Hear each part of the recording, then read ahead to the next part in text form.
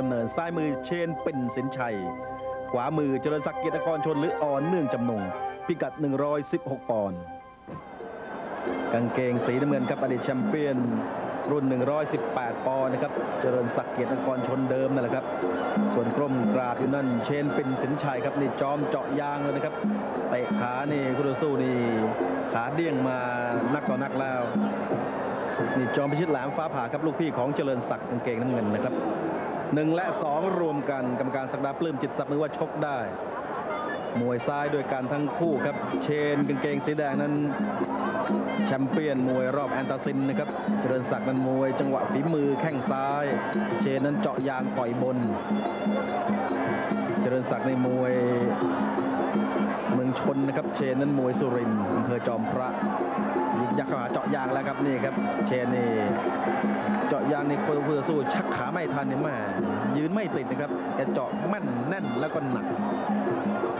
เจริญศักดิ์นั้นเป็นมวยชกเกมรับนะครับเชิญยึกยักจิ้มท้องเอาครับโดนแข้งขยับเข้าไปหาขึ้นมานั้นผู้ชมให้เชนได้เปรียบ 3-2 เลยนะครับก็เจริญศักดิ์ในพักหลังนี่ได้ที่2บ่อยขยับเข้าไปหาเจาะยางแล้วครับคู่ต่อสู้นี่แหมยางไม่ดีนี่ยางนี่ยางไม่ใช่ยางมิชลินนี่ลำบากแล้วครับเอาโอ้ยอัปคัตดูครับเตะล่างต่อยบนเตะล่างต่อยบนนี่เผลอไม่ได้นะครับโยกเข้าไปหาแล้วครับยักคู่ต่อสู้ไม่ระวังขาเดี๋ยวแกก็เจาะยางเจริญศักดิ์โดนอีกแล้วครับคืนแข้งเจริญศักดิ์ชอบชกเกมรับนะครับวางแข้งชกกับแซมสันอีสาน3 ไฟนี่ชนะ2แพ้1โดนอีกแล้วครับเผลอไม่ได้พลับเล่นยางตลอดยุตุยท้องเตะล่างต่อยบนเตะล่างต่อยบนครับสูตรของนี่ครับเอาแล้วครับเอาเข่าบังเอาไว้ต้องบังให้ดีอัปคัตบอกแล้วเตะล่างต่อยบนสุดยอดก็เอาแล้วครับขึ้นบนบ้างกวาดล่างเป็นมวยที่กำลังแรงขึ้นมาตอนนี้เชนปิ่นสินชัยแต่พูดถึงการพักในคุณตีบ้านบึงกับสวมแว่นในกองเชียร์ของกางเกงน้ำเงินเขาชอบฉีดยาจนได้ฉายาว่าหมอตีวางแข้งครับเจาะยางอีกแล้วชกกับเชนนี่ต้องหลบให้ดีครับขาหมดยกที่2เชนนี่ค่าตัวสูงสุด 80,000ครับเจริญศักดิ์นั้น100,000แล้วยิงหมัดวางแข้งยิงหมัดคืนแข้งอัปเปอร์คัตแหมเกือบไปแล้ว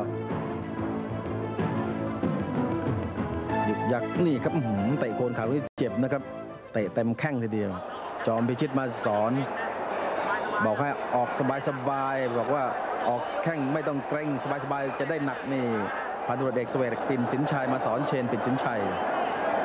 จอมพิชิตบอกว่าออกไม่ต้องเกรงถ้าเกรงแล้วเนี่ยเตะมันไม่หนักออกสบายฟรีๆครับเตะหนักกว่าเร็วกว่า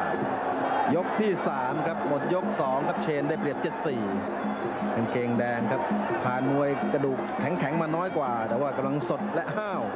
กินท้องเจริญศักดิ์หมุนไปรอบๆเชือกโอ้โหโดนฮุกขวา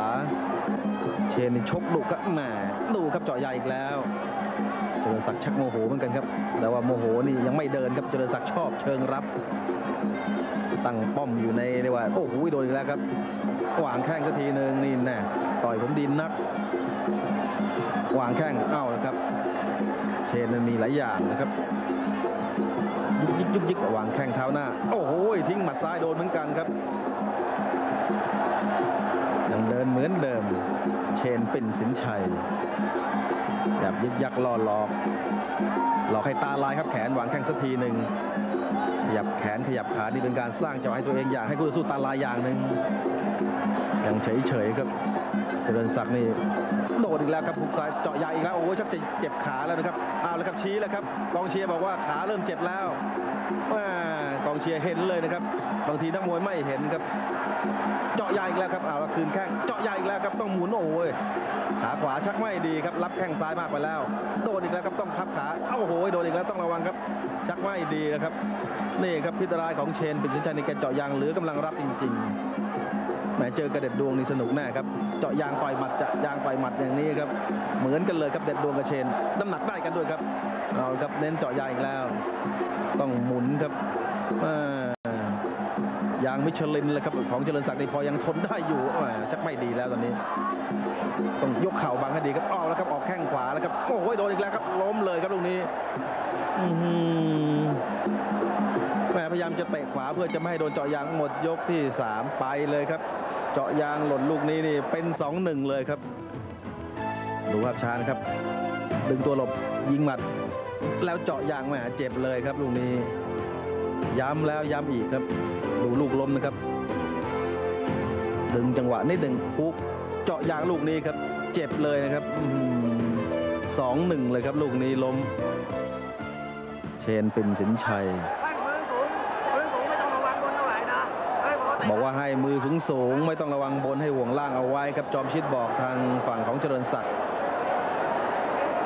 2-1 ครับเชนเจาะยางได้ดุดันมากท่านผู้ชมครับมวยคู่นี้จบลงที่ยกนี้ครับใครอยู่ใครไปอยากกระพริบตาครับกางเกงสีแดงครับเจาะยางเก่งเหลือเกินครับได้เปรียบ 2-1 มวยคู่นี้น็อกกันยกนี้แหละครับดูว่าใครถูกน็อกและใครเป็นผู้ชนะน็อกเชนโยกย้ายใส่ยักไหลเข้าหาเลยครับแหมเจาะยางดีเหลือเกินดูครับยิกจักจิ้มมาจิ้มให้พะวงครับเจริญศักดิ์ต้องพิงเชือกแล้ววางแข้งเอาครับต้องวางแข้งขวาครับยืนเฉยๆไม่ได้ยืนโดนเจาะตลอดเตะขวาซะจะได้ไม่เจาะยางข้างๆขวาของผมเอาละครับวางบนด้วยอย่ากระพริบตานะครับท่านผู้ชมครับมวยคู่นี้ยกนี้เนี่ยดุดันมากเอาละครับโอ้โหเกือบไปแล้วบังไม่ให้เจาะยางข้างขวาอีกแล้วครับวางแข้งเจาะยางเอาครับวางแข้งเอาแล้วครับพุ่งทีนึงแหมเกือบหล่นเอาแล้วครับวางแข้งบวกหมัดแล้วครับแข้งซ้ายครับ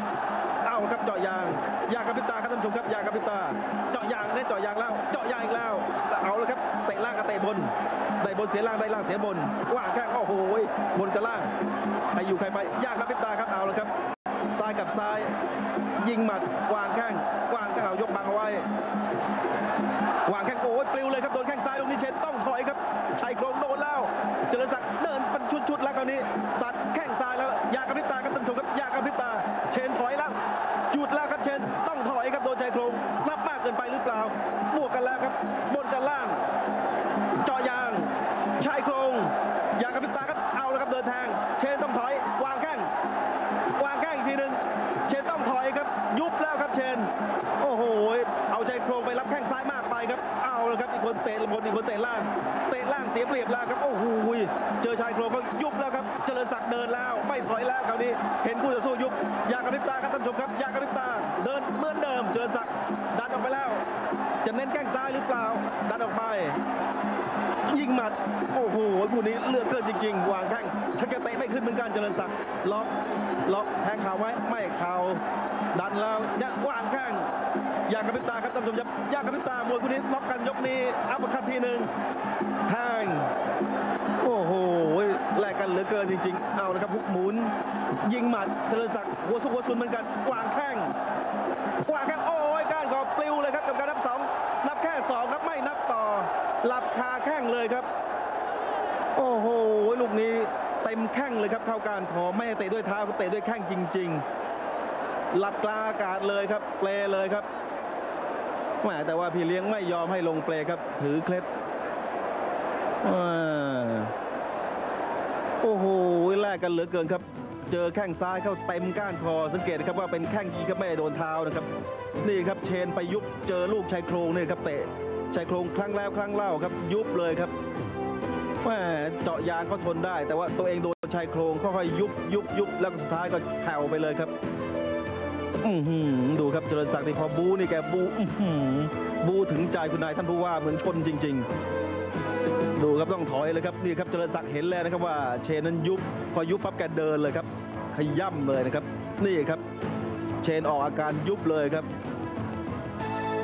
แล้วดูชุดนี้ครับ